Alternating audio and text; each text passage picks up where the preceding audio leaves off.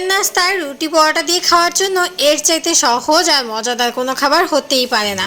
একটা প্যানে তেল গরম করে তাতে গোটা গরম মশলা আর দিয়ে দিব 1 কাপের মতো পেঁয়াজ কুচি, আদা বাটা আর রসুন বাটা। আদা রসুন পেঁয়াজের সাথে একটু কিছুটা সময় তেলের মধ্যে ভেজে নিব যেন আদা রসুনের এক্সট্রা গন্ধটা না থাকে। এরপর ভেজে নেওয়া হয়ে গেলে একে একে এতে বাকি সব মশলা দিয়ে দিব। হলুদ গুঁড়ো, মরিচ গুঁড়ো, ধনে গুঁড়ো, জিরা গুঁড়ো, লবণ দিয়ে আরও কিছুটা সময় ভেজে নিয়ে তাতে সামান্য পরিমাণ পানি দিয়ে দিব মশলাটা কষানোর জন্য। মশলাটা খুব ভালোভাবে কষানো হয়ে গেলে উপর থেকে যখন তেল উঠে আসবে ওই মুহূর্তে দিয়ে দিব আগে থেকে কেটে রাখা কলিজা আর মাংস আর কলিজা যদি একসাথে দিয়ে দেই তাহলে কিন্তু রুটি পরোটার সাথে খেতে অনেক বেশি ভালো লাগে।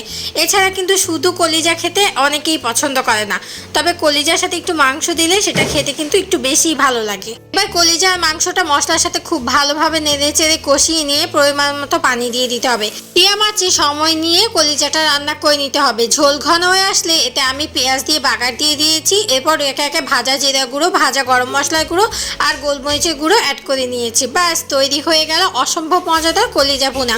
রুটি পরোটার সাথে খাওয়ার জন্য তো এর চাইতে ভালো আর অন্য কিছু হতেই পারে না।